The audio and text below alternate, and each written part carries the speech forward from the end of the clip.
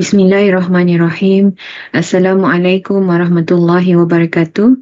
Kepada tetamu-tetamu yang hadir bagi malam munajat khas untuk wanita yang ke-18 yang saya hormati dan yang dirahmati Allah sekalian. Izinkan saya untuk berkongsi sedikit sebanyak apa yang telah saya pelajari dan juga melalui pengalaman kerja saya sebagai seorang psikologis. Apa yang saya kongsikan adalah diharapkan relevan dengan kehidupan kita ni sebagai seorang Muslimah yang tinggal di negara Brunei Darussalam. Jadi saya akan berkongsi mengenai penjagaan kesihatan mental mengikut Calak Brunei. Dan ianya merupakan sebenarnya peringatan dan nasihat buat diri saya sendiri terlebih dahulu dan juga bagi yang hadir, mudah-mudahan ianya dapat memberikan manfaat. Jadi memelihara kesihatan mental ini adalah penting kerana ia merupakan salah satu amanah dan nikmat daripada Allah Subhanahu Wa Taala. Kerana dengan adanya kesihatan mental yang baik, ia membantu manusia dalam menyempurnakan ibadah serta tuntutan-tuntutan seharian duniawi dan juga ukhrawi. Jadi contohnya dalam solat seharian kita ni, dengan adanya kesihatan mental yang baik, ia akan membantu seseorang itu khusyuk dalam solatnya, menajamkan ingatannya untuk menghafaz ayat-ayat Al-Quran dan memudahkan seseorang itu mendalamkan lagi kefahaman ketika menimba ilmu pengetahuan dengan izin Allah jua. Seseorang itu juga dapat berfikir dan bertindak secara rasional dan berhubung dengan orang-orang sekeliling dengan harmoni dan baik. Jadi dengan kesihatan yang mental yang baik itu, seseorang itu juga dapat menyumbang buah fikiran dan tenaga demi membantu menyelesaikan masalah-masalah seharian di rumah, di tempat kerja dan dalam masyarakat masing-masing. Jadi, bagaimana caranya untuk kita ni memelihara dan menjaga kesihatan mental yang merangkumi minda kita ni, akal dan juga intelek itu? Disebabkan masa secara ringkasnya, di antara perkara yang dapat kita ni sama-sama praktikkan adalah menerapkan keseimbangan dan kesederhanaan dalam kehidupan kita ni seharian. Apa yang dimaksudkan dengan keseimbangan itu? Jadi keseimbangan dalam memperuntukkan masa. Masa dengan menunaikan kewajipan agama, masa dengan keluarga, masa dengan kerja dan juga masa dengan diri kita ni sendiri. Melalui pengalaman klinikal saya, kebanyakan wanita merasa bersalah, guilty apabila mengambil sedikit masa untuk bersendiri. Walhal hakikatnya, masa bersendiri adalah sangat penting kerana itulah masanya seseorang dapat bermuhasabah diri, bertafakur dan reset dari kesibukan seharian. Masa bersendiri boleh diambil contohnya sewaktu tadi tahajud di tengah malam atau mengambil masa 10 minit untuk duduk bersendiri selepas menunaikan solat fardu atau 10 minit sebelum tidur apabila ahli keluarga lain telah pun tidur. Seterusnya ialah keseimbangan dalam melalui serta menghadapi ujian dan cabaran kehidupan. Jadi selain daripada usaha kita ni dalam mencari penyelesaian bagi sesuatu masalah yang dihadapi, ada masanya kita ni perlu menyedari yang kita ni memerlukan sokongan serta pertolongan atau guidance dari orang lain seperti ahli keluarga atau sahabat yang dipercayai mahupun ahli-ahli profesional.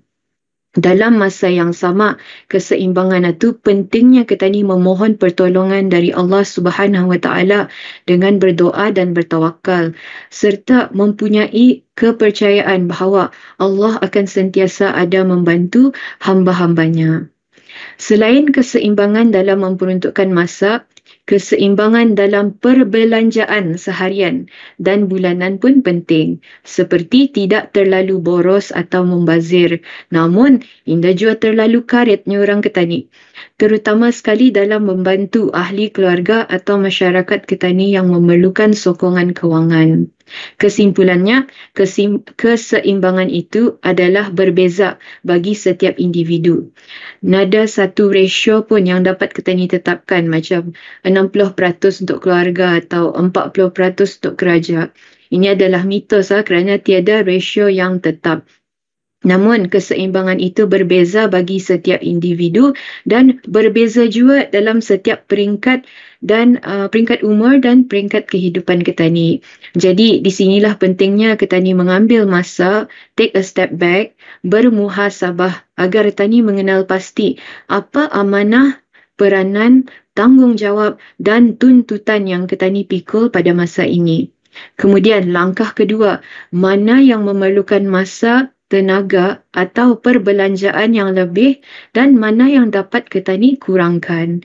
Tani nilai dari segi kepentingan, nilai dari segi keperluan dan nilai dari segi nilai-nilai kehidupan Ketani yang Ketani anggap penting. Seterusnya, seimbangkan dan peruntukan masa dan tenaga yang Ketani ada, mengambil kira limit Ketani atau singgan mana. Seterusnya adalah menerapkan kesederhanaan dalam kehidupan seharian. Yang cantiknya, kesederhanaan ini kawan baik dengan keseimbangan, moderation and balance. Contohnya, bersederhana dalam pemakanan Ketani dan memastikan mendapat nutrien-nutrien yang penting untuk kesihatan fizikal yang baik, sebab kesihatan fizikal ada kaitnya dengan kesihatan mental. Bersederhana dalam tidur Ketani dan mendapatkan tidur yang mencukupi dan berkualiti. Di mana bahkan banyak kajian psikologi telah menunjukkan bahawa tidur yang terjejas dalam jangka masa yang panjang boleh meningkatkan risiko penyakit demensia, penyakit depression dan penyakit kecelaruan minda yakni anxiety disorder. Indahnya Islam di mana walaupun Ketani bangun di tengah malam untuk menunaikan solat tahajud, namun ianya diiringi dengan tidur awal di waktu malam dan qailullah di tengah hari yang merupakan satu ibadah. Seterusnya, bersederhana dalam pergaulan Tani seharian. Pentingnya untuk menjaga hablum minan nas. Kajian psikologi juga menunjukkan mereka yang menjaga social connection yakni hubungan sesama manusia sehingga umur tua mempunyai tahap kesihatan mental dan fizikal yang baik dibandingkan dengan mereka yang hidup bersendirian atau tidak mempunyai hubungan baik dengan orang lain. Bahkan dalam usaha membendung kes bunuh diri, kajian psikologi lagi menunjukkan bahawa social connection adalah faktor yang paling kuat dalam mencegah seseorang itu daripada melakukan cubaan membunuh diri. Indahnya agama Ketani di mana Ketani disyorkan untuk solat berjemaah, bahkan pahala berlipat ganda lagi bila Ketani berjemaah. Kemudian sunnah untuk makan berjemaah, menambahkan lagi keberkatan dalam makanan tersebut. Kemudian, Ketani juga disyorkan untuk menghormati mereka yang lebih tua dan melayan kanak-kanak atau yang lebih muda dengan rasa kasih sayang. Akhir sekali, sederhana dalam input yang Ketani benarkan masuk dalam kehidupan Ketani. Input ini termasuk media sosial, orang-orang dengan Ketani bergaul, dan apa sahaja yang Ketani lihat, apa yang Ketani dengar, dan apa yang Ketani baca. Jadi berhati-hati. Kalau input Ketani itu berunsur negatif, Ketani sebenarnya mencorak pemikiran dan kepercayaan yang negatif juga terhadap diri sendiri, orang lain dan mengenai kehidupan secara amnya. Sebaliknya, dengan input yang sehat, Ketani mencorak pemikiran dan kepercayaan yang sehat juga terhadap diri sendiri, orang lain dan kehidupan secara amnya. Indahnya Islam dengan melazimi membaca kitab suci Al-Quran, ianya boleh mencorak pemikiran dan kesihatan yang baik. Apatah lagi bila Ketani menghayati akan isi kandungannya. Jadi Alhamdulillah di negara Brunei Darussalam ada banyak kelas-kelas dan avenue untuk pembelajaran sepanjang hayat, mempelajari tadabbur Al-Quran. Sebagai contoh program di masjid-masjid dan juga yang dianjurkan oleh Universiti Islam Sultan Sharif Ali UNISA. Sama-sama ketani belajar untuk meninggalkan perkara yang tidak bermanfaat, bahkan menambahkan terpulang mudarat untuk ketania. Tetapkan boundaries yang sihat dalam perhubungan sosial. Contohnya, mempunyai banyak akaun sosial atau platform sosial sehingga terlalu banyak masa diluangkan untuk mencek. Bersederhanalah ketani dalam penggunaannya. Akhir sekali, usaha dan ikhtiar ini adalah merupakan salah satu pembelajaran sepanjang hayat. Sebagai manusia, walaupun namanya psikologis, selaginya manusia tidak akan terlepas daripada kekurangan. Jadi sama-sama ketani belajar untuk melembutkan hati dengan istighfar, dengan taubat, dengan melazimi bersangka baik terhadap orang lain dan bersangka baik juga akan diri sendiri.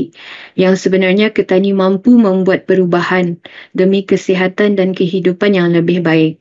Mudah-mudahan usaha dan ikhtiar ketani memelihara nikmat kesihatan mental dan nikmat kesihatan fizikal yang telah diberikan, diberkati oleh Allah Subhanahu Wa Taala juga. Mari kita ni sama-sama menghayati dan menerapkan keseimbangan dan kesederhanaan dalam kehidupan kita ni seharian. Sekian, wabillahi taufik wal hidayah. Wassalamualaikum warahmatullahi wabarakatuh.